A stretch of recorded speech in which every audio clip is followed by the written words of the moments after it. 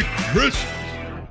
Hello, hello, hello. It's me, Michelle, your host and pocket DJ of Coffee Fueled Stories, a show where storytelling and coffee hang out. This month's special guest is Marcel Feldmar. Hello, welcome to the show. Hello, thanks for having me. This is awesome. To let the listeners know, we've been trying to do this off and on for quite some time. So to have you here to talk about your book is it's very exciting. And I broke it down into two sections. So part one is going to be broken down into music and writing, and then part two is going to be poetry and coffee. Okay, I All think I right. can handle that. All right, sounds good. So, you are a musician, poet, writer, and coffee drinker, among other things, right? Musician, not so much recently. That's kind of faded into the background where writing has kind of moved forwards. But yeah, But you started out being creative as a child, as a teenager. You were a drummer, yes? yes, So you've been creative your whole life, so to speak. Yes? yeah, pretty much in different ways, formats. Right, right, which is awesome. So you have several books, and I was fortunate enough to read. I know we're going to talk about your new one, but I want to let the listeners know I fell in love with your writing through some books that are older now. The Devil's Jukebox and The Typewriter Keeps Me Awake at Night. Those two were an introduction of your prose.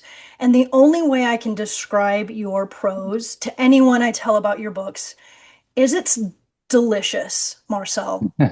Delicious. I have no other word it's just delicious. So I just want to say thank you so much. I love what you write, and I'm so excited to talk about your new book, Awkward on the Rocks.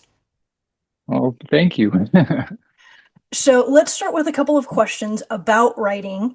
So you have several books that are different in style and genre.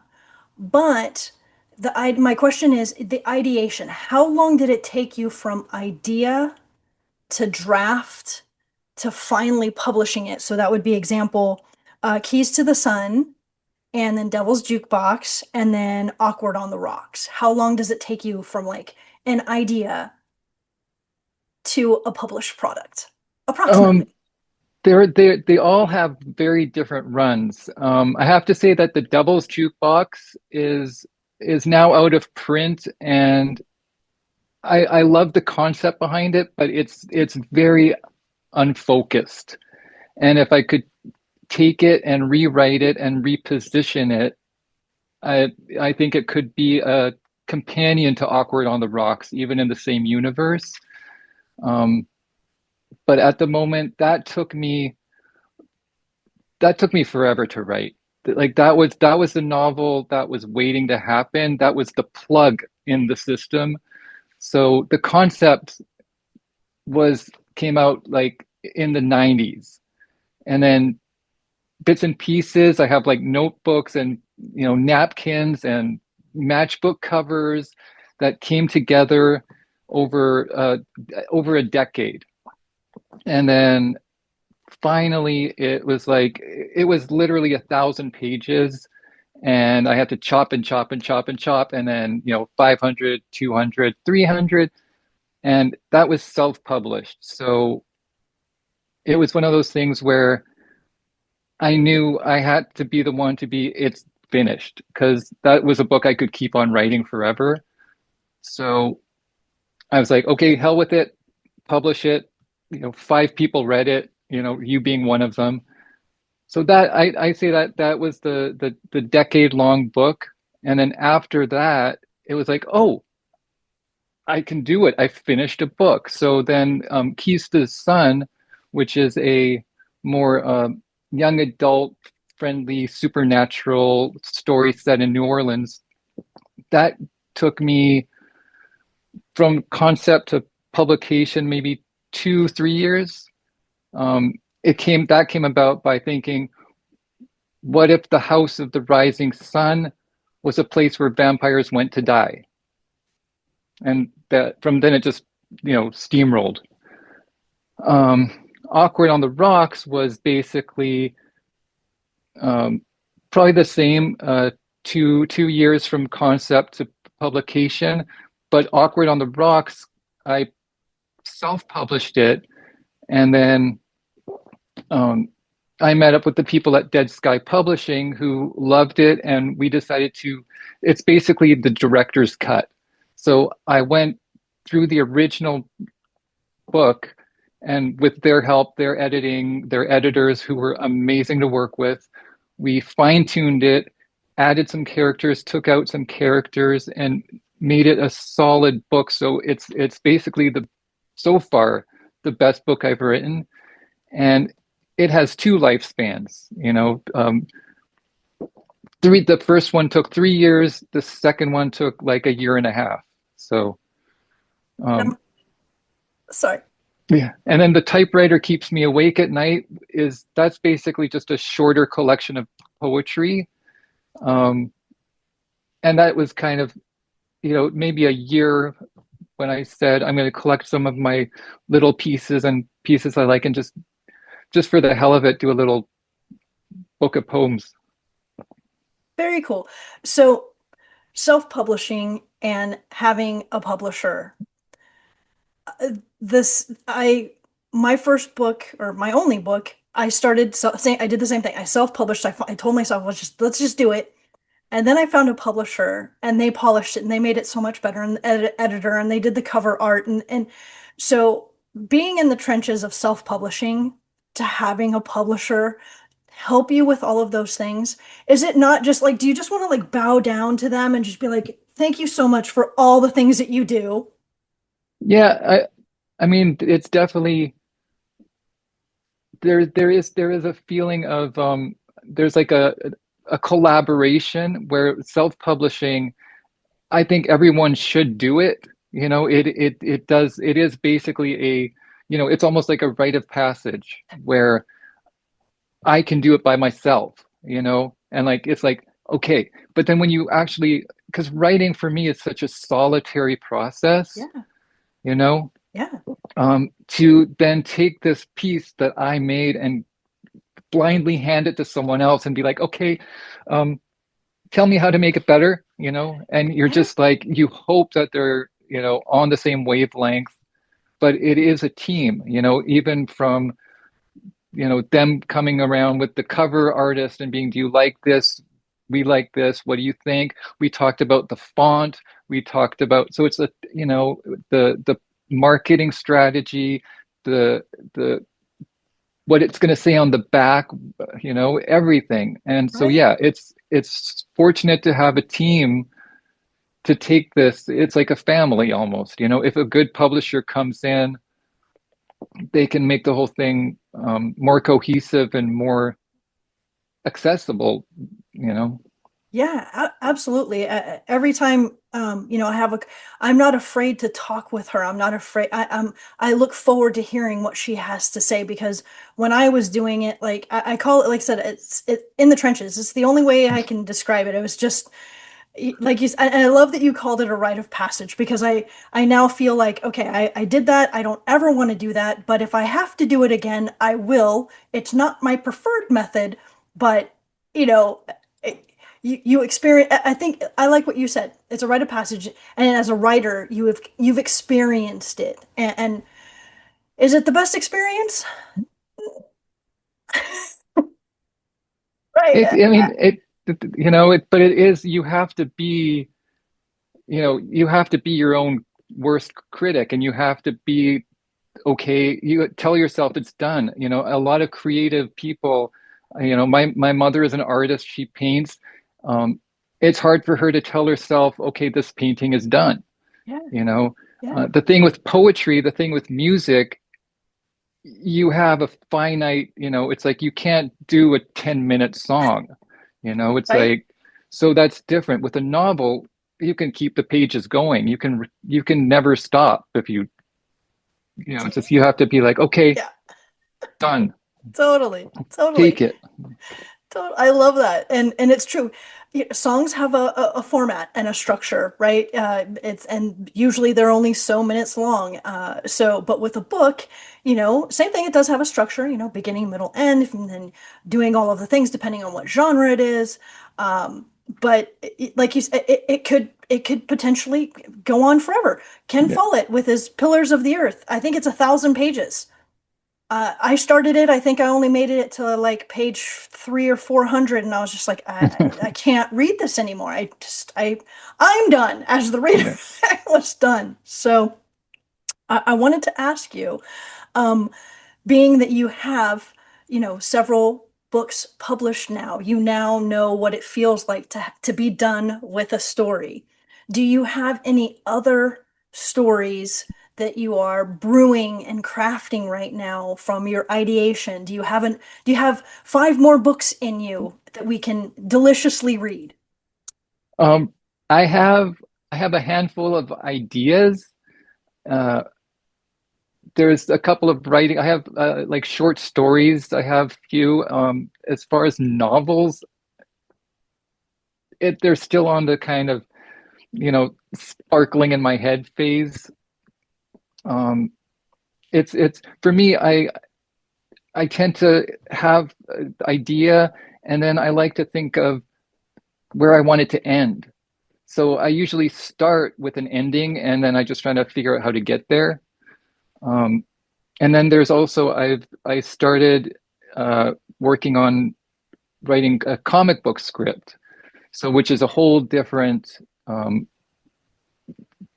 format and style. So that is kind of an ongoing project that has no current publisher or deadline at the moment, but there are possible comic books coming in the future. That's really cool. I actually was going to ask you about that as one of the final questions. So I'll get back into that because I do want to talk about that. So I want to make sure that I hit all of the points. I sometimes I can go all over the place just because we're having such a great conversation. So I am Yeah. trying to stay structured. I'm actually doing something a little bit different with you today. So I wanted to ask uh, about music. We talked about this earlier and how I said this is going to be music section and music and writing. So music plays a major factor in your books. So is there a band that you go to, or is there a style of music that you go to? Is there a song you go to where you're like, this is my absolute inspirational band, song, Uh, genre, or do you just hit the playlist and just start writing? What is your process with music? well, with music, I mean, music has been a major part of my life and creativity, since I first discovered my parents' records, before I even knew what music was. I'm like looking at album covers, as a 5-year-old, like, what's this? So, I mean, music is, there's so many genres and so many bands. When I'm writing, I like to have music playing sometimes, but nothing too, no, nothing too intense because it's a distraction that helps me write, but it also, if it's something too, vivid, then I get too distracted. Um, I like listening to like goth bands like The Cure, Nick Cave and the Bad Seeds. I mean, I love Tom Waits, but the words kind of distract me too much, so I can't write and listen to Tom Waits. Um, I like bands like, more like the trip hop stuff, Portishead, more Chiba, Hoover Phonic, I go way out that way. I love, No Means No, punk bands. It just goes the Gun Club, Tex and the Horseheads, Flipper, the Replacements, you know. Um, but for like when I sit down, like if you go through Awkward and the Rocks, I had originally every chapter, I think I did this with the Devil's Jukebox, every chapter was a song title. I had that in Awkward and the Rocks, but then I switched it to Drinks because that kind of was more along theme. But yeah, everyone, all of my characters, even if they don't say it, they all have different soundtracks going on, you know.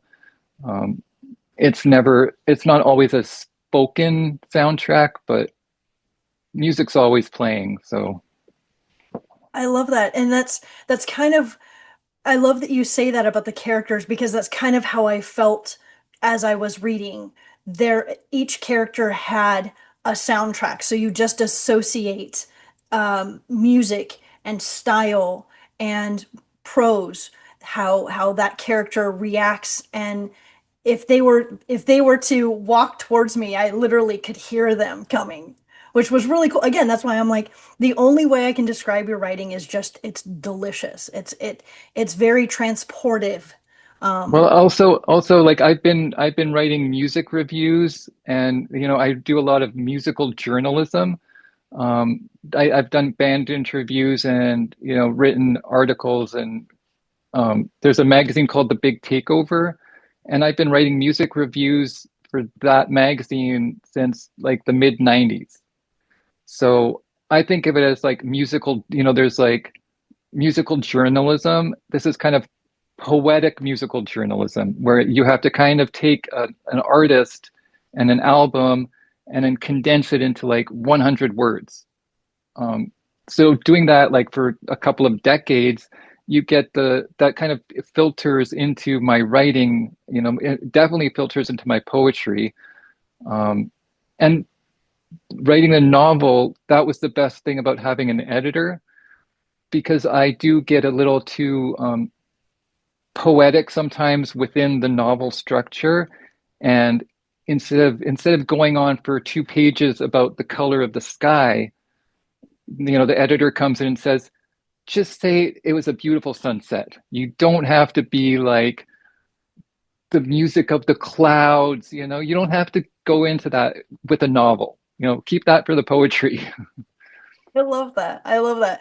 And it's I love the best way, you brought it in about your mom with the painting, like, she has to tell herself when it's done. And so it's nice to have an editor, same thing, to tell you when it's done. For example, I had to add a few reflections to my book, and she was like, "Can you do like 300 to 500, maybe up to 800 words?" And I was like, "Well, depending on the topic, I can probably do 3 to 5 to 800, maybe 1,000." She's like, "1,000's too much. Just no, just start with 3 to 5." And I Yeah, was like, just "Okay." keep it there, right? So I was like, "Okay, I'm gonna keep 400 as my goal." So, you know what I mean? Somebody has to keep us focused, right? Yeah, yeah. I love that. Um, so talking about your poetry, I have some poetry questions, which is leading into part two, but that's okay. We can jump back and forth. So I wanted to ask you about poetry, and you have the photographs mixed in with the poetry as well. And I love that. Was that something that you wanted to do? Did that come after? Like, the question is, did you know when you were going to publish this that you wanted to add photographs as well? Or were you thinking, you know what, I just want this to be a book of poetry? Or did you say, I think photos would be something nice to add to it? For that book, it's been a while since I looked at it actually, but yeah, it was definitely I wanted it to balance out and have the images, and it wasn't the that I had an image and I wrote the poem about it. Like I had, you know, a stack of poems and narrowed it down, and then a bunch of images, and I just kind of randomly tried to make them connect. So neither was I didn't write any poems about the photographs, and none of the photographs were taken for the poems.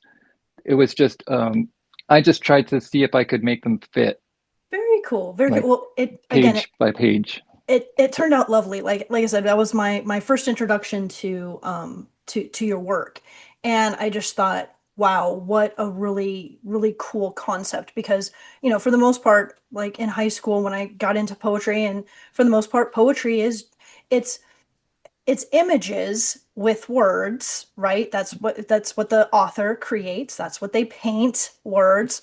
But it was also I just loved the concept. I loved that Shelley's pictures that were in there. Everything just really balanced it. And I just remember thinking, gosh, this is a really cool concept. And I just really loved the whole thing as a whole. So my question is, do you have a book of poetry that you carry with you, or is there a book of poetry that you just think, gosh, this is something I'd love to carry Edgar Allan Poe's books with me or something like that.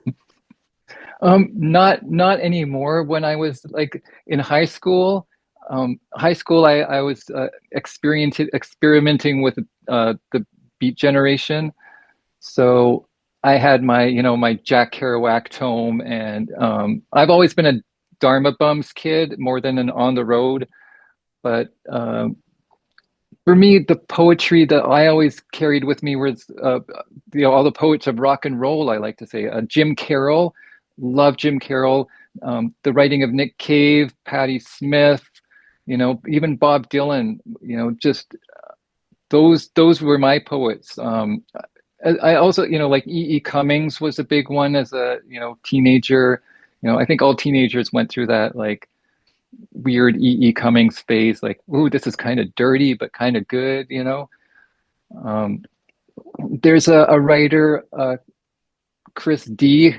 He was in the Divine Horsemen. He has a book of poetry called, I think it's Double Snake Bourbon, which is just crazy amazing. But yeah, it's mostly like all the poets of rock and roll. Like, you know, Very cool. I'll have to check that. The title alone has me like, yes, please. Like it's talk about a hook. I mean, that title is just that's a hook. yeah. Um uh so because you tossed out that title, well, I'm just gonna go right into how I was gonna end the show, which was gonna be talking about alcohol. Um we're gonna skip coffee real quick, but we're gonna talk about alcohol for a second. Um, but it's tied into coffee. There's a bourbon called Devil's River Coffee Bourbon.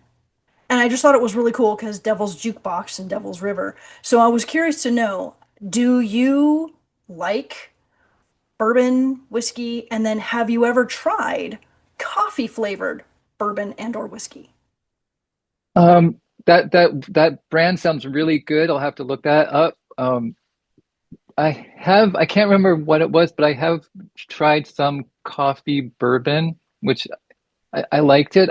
There's also this really good red wine that's been, the cask of red wine was a coffee cask. So it's kind of coffee infused red wine, which is really good. Ooh.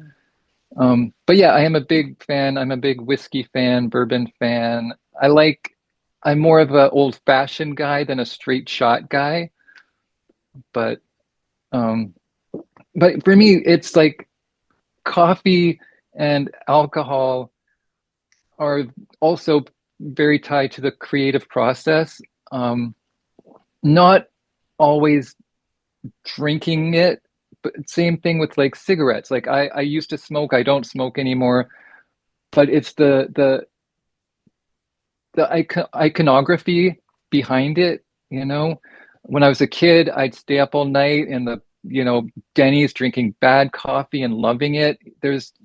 Now I'm a kind of coffee snob, but traveling, sometimes the best thing you can have is like a bad cup of coffee in a diner, and it's just beautiful, you know? Okay. That is okay. Part two is about coffee. So we're gonna talk about some coffee because that's actually one of my questions that I have for you is best coffee and worst coffee. And I love that you said that horrible so same thing. I grew up drinking Bob's Big Boy coffee, writing poetry at 16, drinking Bob's, and which of course is just, it's awful coffee, but that's what was available, especially when you're staying up all night and you're writing. And I was a kid, so it was the safest place for me to go because I couldn't go to a bar, even Yeah. though, like you said, it's they all kind of go like cigarettes, drinking, and coffee. Like there's just something about that rooted in the creative process. But and I too I love the concept of drinking. Like I think like alcoholic drinks are sexy and beautiful, and like when you get all like when they do like the smoke with an old fashioned, come on. Like I just love that. Now, mind you, I'll take two sips and I'm like, okay, I don't want any more. Like, because I have to drive. You know what Yeah. I mean? So I'm like, I really don't feel like waiting 3 hours after I drink this, you know, at a bar waiting, because I feel like such a lightweight. But it's sexy. There's something and old fashions, especially with the orange rind or the ball when they have a ball of ice or the cube of ice, like and the smoke. Like I said, it's just sexy. So the question is, best coffee and worst coffee. Um, that I've had. I mean, Yes. it's so many cups, so many cups. Um, Is your best coffee when you brew it at home? Are there places that you go where you're just like, you know what? This place has amazing coffee. I have to go there. I feel compelled to go there because it's going to give me something creative. Or do you prefer to do it at home? well, at home I like good coffee. Like, we have like the Nespresso machine and it's solid and standard and you know what you're getting. I like, doing sometimes grinding and just doing a nice, French roast at home. But when you go to a cafe, there's a really good cafe here in LA called Cafe Dolce, and it has a dulce de leche coffee, which is just it's amazing. You get this like sugar rush and the caffeine rush, and it's the iced. It's like the shivers. It sounds Um, amazing. and then so like there's different types of coffee. I'm not a purist. When I was a kid, well, not kid, but teenager, it was black coffee. That's it. If you give me decaf, I'll kill you. If you put milk or sugar in it, I'll fight you. But as I grow older, I can't sit there for 8 hours drinking black coffee. So I had to start adding cream, then I start adding sugar. And I actually, like, I'm in my 50s now. I actually ordered decaf at a restaurant. And I'm like, what have I become? You know? Totally. But it happens to the best of us, right? It does. So so the worst coffee, I'm not going to name names. Um, Traveling in a hotel room, you order room service, you're kind of got to wake up, start your day, different city, you're hoping for a decent cup of coffee. It tastes like dirty bath water, you Oh, know? It's like it's a decent hotel. You expect something. It's like I got brown water to wake me up. No, like I mean, I could do Denny's coffee, Bob's Big Boy, McDonald's coffee. This was bad hotel coffee. It's just because you want something to start your day. You know, yeah, so yeah. there's nothing worse than bad hotel coffee.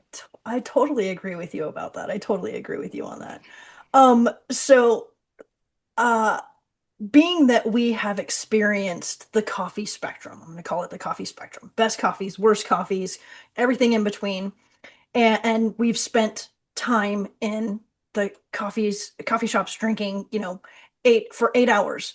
Um, have you had so much coffee you felt the earth spin? Have you experienced that caffeine high? Yeah, not recently. That was Yeah. also more of my teenage years. Yes. Um, when I was what 19 and 20, I 20 years old, I moved to Denver, and there was a 24-hour coffee shop slash bookstore, and that was, oh my God, you could read book. My Instagram handle Mocha Louder is inspired by that because I wanted to open up a cafe record store where you could flip through used records, sip your cappuccino, play stereo. I wanted it to be called Mocha Louder. But so there was this place, Muddy's Cafe, and you get a bottomless cup of coffee. So big mug of coffee. They just come around, pour it, 2 a.m., 3 a.m. I'd stumble home at 4 a.m. after drinking black coffee for 6 hours, and I'd be like, yeah.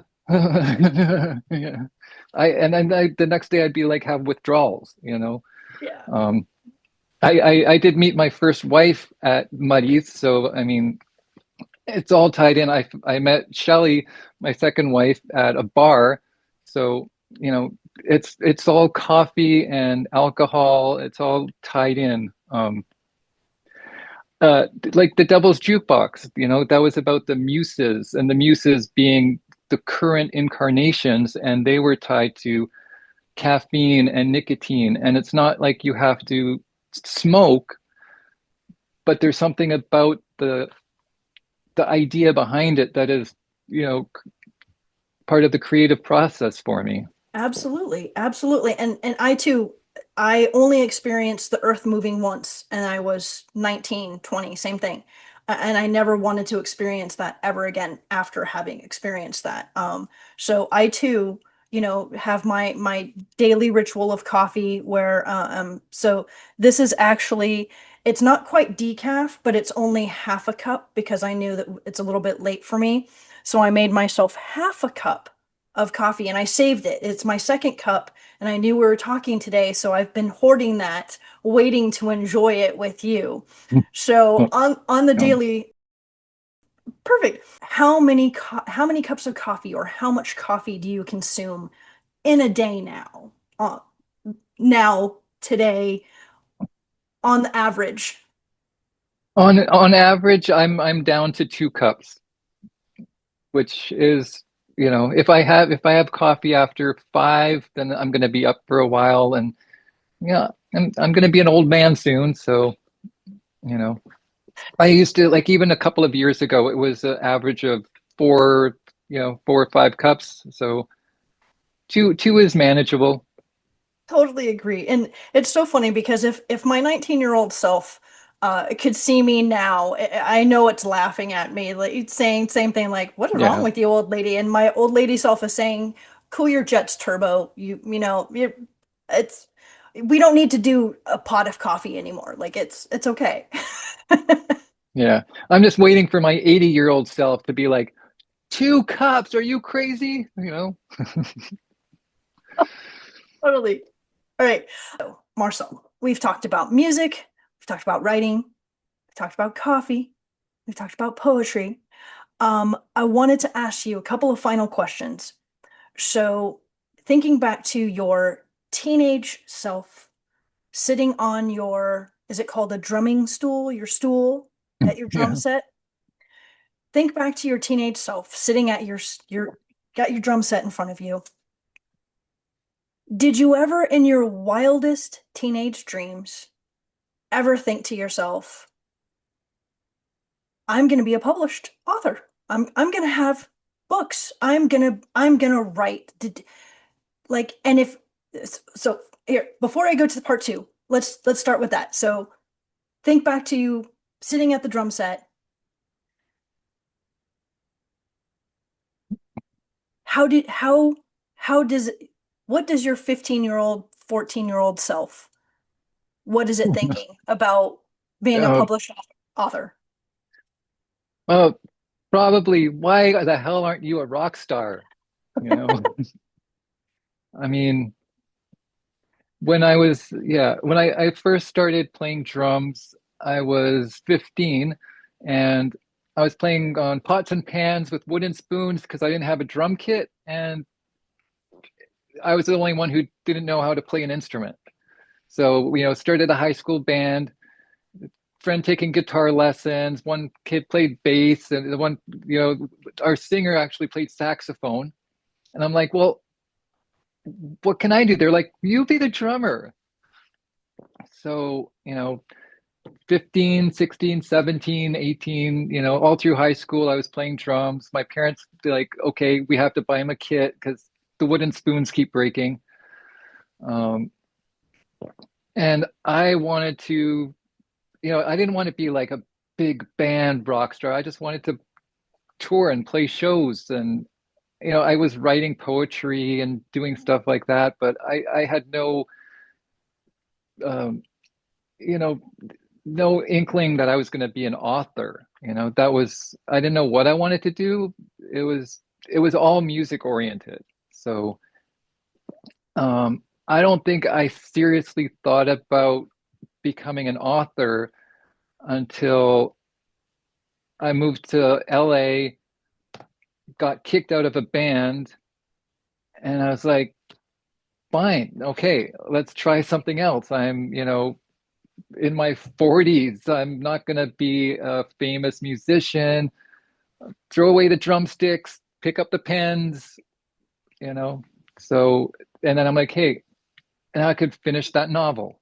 So, That's awesome. That's awesome. So, that being said, talking about wildest ideas and dreams and not being able to imagine where these dreams can take you. Is it okay? Can we talk about who you're writing the comic book with? Is it okay to talk about that a little bit? yeah, I Just a mean, little bit? it's like if you look on, um, this book right here, Hey, look at if that. if you look on the back, we've got a little blurb, from a couple of people. So, yeah, we can talk about that. Awesome. Can you talk about the person I'm talking about is Kirk Hammett. And for the listeners who don't know who that is, he is the guitarist in the band Metallica, and Marcel here is working on a comic book with Kirk Hammett. So that just sounds like again, talk about your 15-year-old self going, "What?" So that sounds like such a Well, really cool collaboration. So I'm curious to know, like, is it monsters? Is it music? Is it musical monsters? Like what can you that's what I'm saying. Can you talk about the concept behind what this project is without um, giving away anything? honestly, like my teenage self would have been like, who cares? Honestly, I was into, that was, the beginning of the whole, Northwest grunge phenomenon. So I was listening to Green River and Sonic Youth and Mudhoney, and so, some band Metallica was not even, I was like, I don't know who that is. Like so That's San Francisco um, sound. That's yeah. So but yeah, meeting my wife like 20 so years ago, her, she's been friends with Kirk for, a few decades. So he's one of the first people I met when I came down to meet her friends. And I met him on a level of, let's talk about comic books, let's talk about movies, let's talk about, you know, music that wasn't heavy metal. Like I was not meeting him as a fan. And so uh, we just started a friendship because of my wife, and we, had some common interests in comic books and movies. And the concept came up because we were both very fond of Hawaiian folklore. He Ooh. he has a home on Hawaii. That's where he spends most of his time, and we just talk about the ancient gods and goddesses, and somehow it came about like, let's put this in a story, and let's start writing together. And so we've done a couple of short stories together, um, and the comic book is basically, it's a supernatural mystery set on Hawaii in the 80s. And it's about a Hawaiian detective who gets kind of caught up in the Hawaiian mythology. And so there's, it's that kind of direction. Very cool. I love Hawaiian folklore. Like I love their history. I love their story. I started to read James A. Michener's Hawaii. And I think he has Hawaii and the Pacific. I started to read both of those, but again, I wasn't able to finish them. But I do love the history, and I know that. So I'm going to show you my shirt. You're going to appreciate this shirt. At least I hope you will, anyway. So I am wearing my Nosferatu Coffee for Fiends, because you actually introduced me to this shirt, so I thought it would be appropriate to wear this shirt for you today. And then, of course, um, this is the Oh, hook, but it's let me preface it.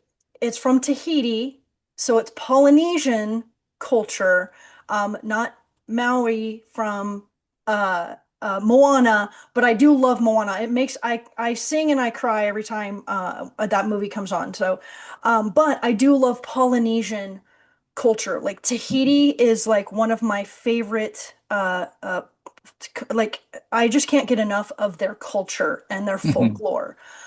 So that what you're writing with Kirk sounds.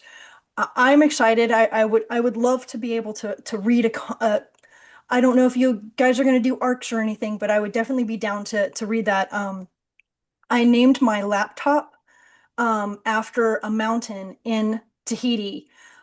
It was Otemanu.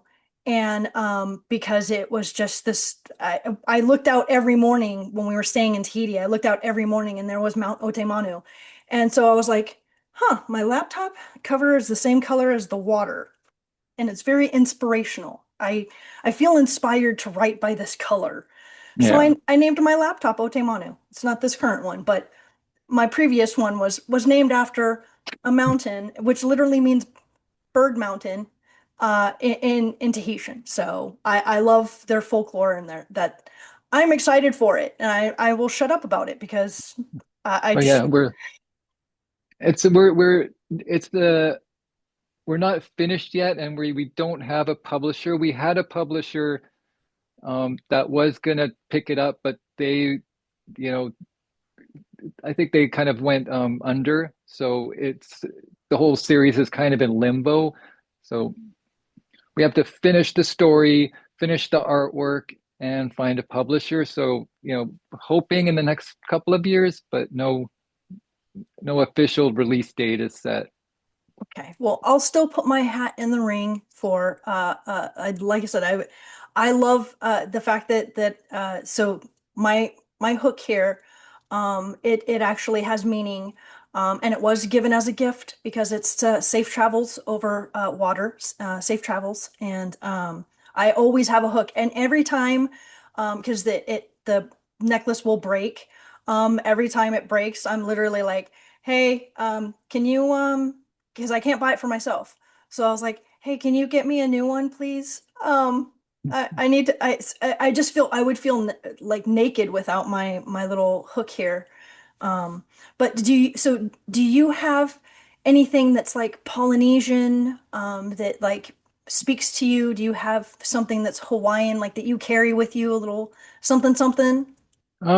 There's little bits and pieces kind of all over, it's a lot of little treasures from Oahu, which is where we usually go. Um, but nothing, we have a couple of tiki totems, nothing too crazy.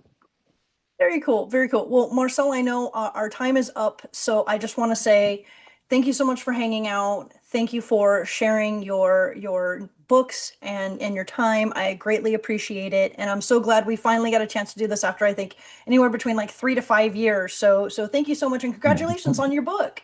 Well, thank you. So the way that I would like to sign off is I ask the guests to say go forth and be magical. And I would love it if you would send us off with that, please.